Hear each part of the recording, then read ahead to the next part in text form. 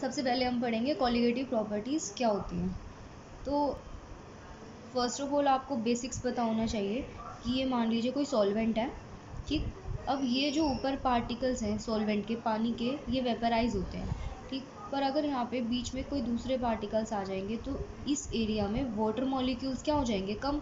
ये पहले 100 water molecules हैं, ये वेपराइज हो रहे हैं। अगर यहाँ पर 100 हो ही ना तो वेपराइज भी कम होंगे, तो वेपर प्रेशर क्या हो जाएगा, कम। तो अगर हम किसी वोलेटाइल लिक्विड के अंदर नॉन वोलेटाइल सोल्यूट ऐड करते हैं तो यहाँ पर वो खुद भी आ जाते हैं नॉन वोलेटाइल पार्टिकल्स, जिसकी वजह से यहाँ वोलेटाइल पार्टिकल कम हो जाते हैं तो वेपर प्रेशर घट जाता है। ये आपने पढ़ा था। तो अब पढ़ेंगे कि वेपर प्रेशर किस पे डिपेंड करता है। दूसरी चीज़, अगर किसी लिक्विड का वेपर प्रेशर कम हो जाएगा तो उसका बॉइलिंग पॉइंट क्या हो जाएगा, बढ़ जाएगा। ये जो बात आप जानते ही होंगे। वेपर प्रेशर कम होने से बीपी क्या हो जाएगा, increase. Boiling point will increase. पानी 100 डिग्री सेल्सियस पे बॉयल होता है, पर अगर नॉन वोलेटाइल सोल्यूट ऐड करेंगे तो उसका बॉइलिंग पॉइंट विल इंक्रीज, 100 से ऊपर हो जाएगा, 100.5, 100.6, ठीक है। वो किस पर डिपेंड करता है। एग्जाम्पल्स हैं, ये मेरे पास वाटर है, ये भी वाटर है। मैंने क्या किया, 1 मोल शुगर डाला इसके अंदर, 1 मोल। अब 1 मोल में कितने शुगर पार्टिकल्स हो गए, 6.022 इंटू 10⁻23 पार्टिकल्स। 1 मोल शुगर का डाला तो मैंने देखा कि इसका बॉइलिंग पॉइंट 100 होना चाहिए, पर वो कितना हो गया, 100.5 का इंक्रीज़ हुआ। मैंने क्या किया, अब की बार 1 मोल शुगर के बजाय मैंने यूरिया ले लिया। यूरिया, ये फॉर्मूला होता है यूरिया का। इसके भी कितने पार्टिकल्स हैं, एग्जैक्टली सेम पार्टिकल्स। तो मैंने देखा इसका भी बॉइलिंग पॉइंट 100.5 हो गया, ठीक है। क्या मतलब हुआ, दोनों के 1 मोल डाले, पर इंक्रीज इन बॉइलिंग पॉइंट 0.5 ही हुआ दोनों केसेस में। इसका मतलब कितना बॉइलिंग पॉइंट इंक्रीज हो रहा है वो किस पर डिपेंड कर रहा है, कि आप कितने पार्टिकल्स डाल रहे हो। इस बात पर डिपेंड नहीं करता कि आपने कौन सा पार्टिकल मिलाया, यूरिया मिलाया या शुगर। एक और एग्जांपल देखिए, मैंने 1 मोल ग्लूकोज मिलाया तब भी इसका बॉइलिंग पॉइंट 100.5 हो गया। अभी भी देख रहे हो, मैंने यूरिया बदल के ग्लूकोज लिया तब भी बॉइलिंग पॉइंट उतना इंक्रीज हुआ। तो बॉइलिंग पॉइंट इनमें इंक्रीज आना, ये एक विशेषता है लिक्विड की। बॉइलिंग पॉइंट में इंक्रीज आना किस पर डिपेंड कर रहा है, नंबर ऑफ पार्टिकल्स पर। 1 मोल मतलब 6.022 पार्टिकल पर डिपेंड कर रहा है, इस बात पर डिपेंड नहीं करता कि आप मिला क्या रहे हो। एक और एग्जांपल देखो, मैंने अब की बार 1 मोल NaCl डाला, अब की बार इसका जो बॉइलिंग पॉइंट है वो हो गया 100.7। तो क्या हुआ, बॉइलिंग पॉइंट बढ़ गया, इनके कंपैरेटिवली 0.7 हो गया ना। तो क्यों हुआ ऐसा, क्योंकि 1 मोल NaCl के अंदर, NaCl के तो 6.02 पार्टिकल्स है, बट NaCl डिसोसिएट हो जाता है Na और Cl में। इसके भी 1 मोल पार्टिकल्स होंगे, एक NaCl में एक Na और एक Cl है, 2 NaCl में क्या होगा, 2 Na और 2 Cl। तो 1 मोल NaCl में 1 मोल Na पॉजिटिव का होगा और 1 मोल Cl। तो अब इस कंटेनर के अंदर, वाटर के अंदर 2 मोल ऑफ पार्टिकल आयंस घूम रहे हैं, 1 मोल Na पॉजिटिव, 1 मोल Cl माइनस, तो 2 मोल ऑफ आयन घूम रहे हैं। अब की बार यहाँ पर क्वांटिटी ज़्यादा है तो increase in boiling point is more. तो आपने क्या देखा कि इंक्रीज इन बॉइलिंग पॉइंट किस पर डिपेंड कर रहा है, आप कितने पार्टिकल्स उसको प्रोवाइड कर रहे हो, इस बात पर डिपेंड नहीं कर रहा कि आपने क्या मिलाया। यहाँ पर 1 मोल डालने से ज़्यादा क्यों हुआ, क्योंकि 1 मोल NaCl में, अब यहाँ नेचर पे डिपेंड नहीं कर रहा, क्वांटिटी पे ही डिपेंड कर रहा है, क्योंकि क्वांटिटी अब दुगनी है। ये डिसोसिएट नहीं करते, शुगर डिसोसिएट नहीं होती, इसका देखो ये फॉर्मूला है ग्लूकोज का भी, तो ये भी डिसोसिएट नहीं करेगा। यहाँ पे क्वांटिटी बढ़ी है, इस वजह से बॉइलिंग पॉइंट बढ़ा है, अदरवाइज बॉइलिंग पॉइंट इतना ही रहता। अगर यहाँ पर ग्लूकोज 2 मोल डाल लो तो क्या होगा, इसका ना बॉइलिंग पॉइंट और भी बढ़ जाएगा। तो हमने क्या सीखा, बॉइलिंग पॉइंट का बढ़ना, मैं रिपीट कर रही हूँ, बॉइलिंग पॉइंट का बढ़ना डिपेंड कर रहा है कि आप कितने पार्टिकल्स, आयंस, मॉलिक्यूल्स प्रोवाइड कर रहे हो, इस बात पर डिपेंड नहीं कर रहा कि आप क्या मिला रहे हो। और एग्जांपल्स लूँगी, क्लियर हो जाएगा। उसके बाद बॉइलिंग पॉइंट क्यों बढ़ा था, क्योंकि वेपर प्रेशर सोल्यूट के आने से क्या हो गया था, कम। तो वेपर प्रेशर में कमी आने की वजह से बॉइलिंग पॉइंट बढ़ गया।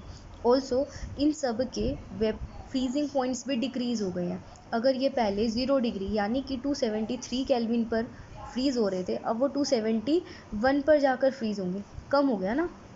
वेपर प्रेशर कम होना, बॉइलिंग पॉइंट बढ़ना, फ्रीजिंग पॉइंट का कम होना, ये सारी बातें एक दूसरे से रिलेटेड है, राइट। क्योंकि वेपर प्रेशर नहीं कम होगा तो ना तो फ्रीजिंग पॉइंट कम होगा और ना ही बॉइलिंग पॉइंट बढ़ेगा। तो ये सारे एक दूसरे से क्या है, लिंक्ड है।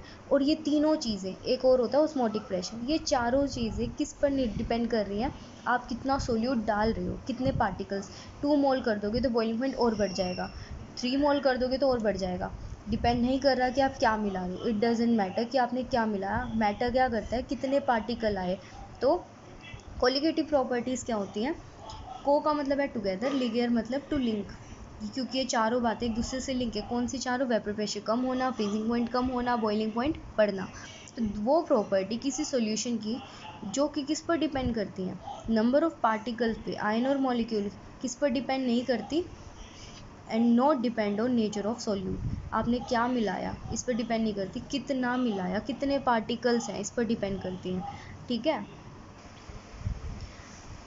अभी आपको ये ध्यान रखना है, मैंने बोला नंबर ऑफ पार्टिकल्स पर डिपेंड करता है। खुद ही सोचिए, ये कंटेनर है, ये पानी है, यहाँ पे अगर दूसरे पार्टिकल जितने ज़्यादा होंगे वाटर को निकलने में दिक्कत होगी। तो वेपर प्रेशर का कम होना डिपेंड करता है कितने पार्टिकल हैं वाटर के। अगर दूसरी चीज़ के पार्टिकल ज़्यादा होंगे तो उसका वेपर प्रेशर घट जाएगा।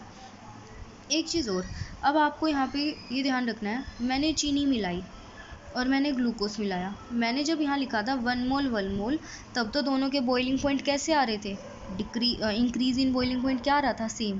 पर अब यहाँ पर ध्यान रखना है, मोल का मतलब होता है number of particles, 6.022 into 10⁻23।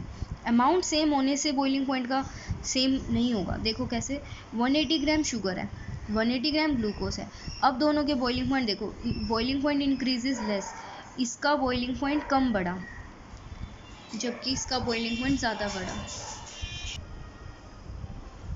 180 gram glucose है, 180 ग्राम शुगर है। अब ना ये देखना है, इसमें बॉइलिंग पॉइंट और इसका बॉइलिंग पॉइंट डिफरेंट आया, क्यों। नंबर ऑफ मोल्स का फॉर्मूला क्या होता है, गिवन मास अपॉन में मोलर मास। 180 अपॉन में इसका मोलर मास होता है शुगर का 342, निकाल लेना आप।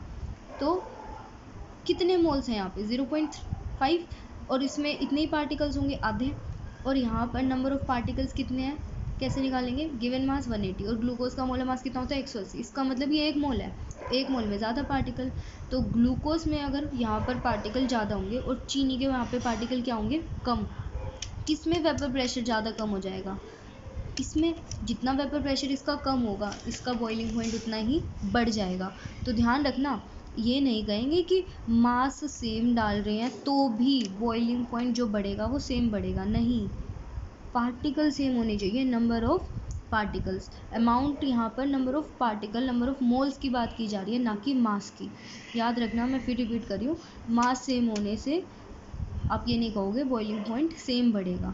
हाँ, नंबर ऑफ पार्टिकल सेम होने से बॉइलिंग पॉइंट सेम बढ़ेगा, राइट। तो यहाँ पर नंबर ऑफ पार्टिकल अलग थे इसलिए बॉइलिंग पॉइंट अलग है। तो ये भी एक कोलिगेटिव प्रॉपर्टी है, क्यों, क्योंकि यहाँ किस पर डिपेंड कर रहा है, नंबर ऑफ पार्टिकल्स पे, ये नेचर की वजह से नहीं हुआ, ठीक है। एक और एग्जांपल देखिए, ये वाला मेरे पास देखो 342 ग्राम, आपको पता है चीनी का फॉर्मूला ये वाला है, ग्लूकोज का फॉर्मूला C6H12O6। तो देखो इसके कितने मोल पार्टिकल्स हैं, कैसे निकालेंगे, इसका गिवन मास 342 और इसका मोलर मास भी 342 होता है, इसका मास 180, इसका मोलर मास भी 180 होता है। इसके कितने मोल्स हैं, 1 मोल, इसके कितने मोल्स हैं यहाँ पे 1 मोल, दोनों के पार्टिकल क्या है, सेम।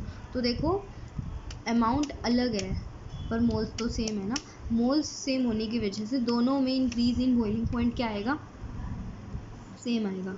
इससे फ़र्क नहीं पड़ता आपने चीनी मिलाई या ग्लूकोज। पर ध्यान रखना, यहाँ मैंने ये बताया कि अमाउंट सेम हो सकती है, मास सेम हो सकता है, पर पार्टिकल सेम, ये अलग हो सकता है, पर पार्टिकल क्या होनी चाहिए, सेम। उसी से आपका बॉइलिंग पॉइंट क्या आएगा, सेम आएगा। ध्यान रखना, कोलिगेटिव प्रॉपर्टी का मतलब क्या होता है, वो प्रॉपर्टीज़ जो किसी सोल्यूट के पार्टिकल्स की संख्या पर डिपेंड करते हैं, ना कि आपने क्या मिलाया। मैंने आपको 3 एग्जाम्पल बताए, ठीक। जब दोनों की देखो 1 मोल चीनी डाली, 1 मोल ग्लूकोज, तो दोनों में बॉइलिंग पॉइंट बराबर इंक्रीज़ हुआ, इससे फ़र्क नहीं पड़ा कि ग्लूकोज मिलाया या चीनी मिलाई। कोलिगेटिव प्रॉपर्टी कौन कौन सी होती हैं, लोअरिंग ऑफ वेपर प्रेशर का घटना, बॉइलिंग पॉइंट का बढ़ना, फ्रीजिंग पॉइंट का घटना और ऑस्मोटिक प्रेशर। ये चारों चीज़ें किस पर डिपेंड करती हैं, आप कितना अमाउंट डाल रहे हो, यानी number of moles, number of particles, इस पर डिपेंड नहीं करती कि ग्लूकोज मिलाया या शुगर। अभी एग्जाम्पल है, मैंने बोला कि 1 मोल मैंने डाली शुगर, 1 मोल मैंने डाले यूरिया, ग्लूकोज ले लो, तो दोनों दो सॉल्यूशन है, दोनों में जो बॉइलिंग पॉइंट बढ़ेगा, इंक्रीज इन बॉइलिंग पॉइंट क्या आएगा, सेम, क्योंकि दोनों में पार्टिकल्स की संख्या सेम है। अगर 2 मोल ग्लूकोज लोगे तो इसका बॉइलिंग पॉइंट क्या होगा, ज़्यादा होगा। क्यों होगा, क्योंकि यहाँ पे पार्टिकल ज़्यादा के हैं, तो अमाउंट चेंज करने से क्या हो गया, बॉइलिंग पॉइंट बढ़ गया। किससे चेंज हुआ, वो अमाउंट चेंज होने से, ना कि नेचर। ये नहीं था कि ग्लूकोज की वजह से कुछ हुआ, आपने जब 1 रखा था तब तो सेम आ रहा था बॉइलिंग पॉइंट। अब बताओ, 1 मोलर NaCl, यानी इसमें आयंस कितने होंगे, 2 मोलर, क्योंकि एक NaCl में 2 आयन होते हैं, तो 1 मोल NaCl में इसके कितने आयंस होंगे, 2 मोल, एक Na का, 1 मोल Na का और एक Cl। अगर मैंने बोला 1 मोलर K2SO4, तो अब देखते हैं इन दोनों में से किसका बॉइलिंग पॉइंट ज़्यादा आएगा। ये 3 आयन छोड़ेगा, K+K+ 2 बार SO4 2, तो कितने मोल हो गए टोटल, 3 मोल निकले। 3 मोल की वजह से, पार्टिकल ज़्यादा होने की वजह से बॉइलिंग पॉइंट और भी ज़्यादा बढ़ जाएगा, तो इसका बॉइलिंग पॉइंट इससे क्या होगा, ज़्यादा। आई थिंक मैंने बता दिया है कोलिगेटिव प्रॉपर्टी क्या होती है। ओके।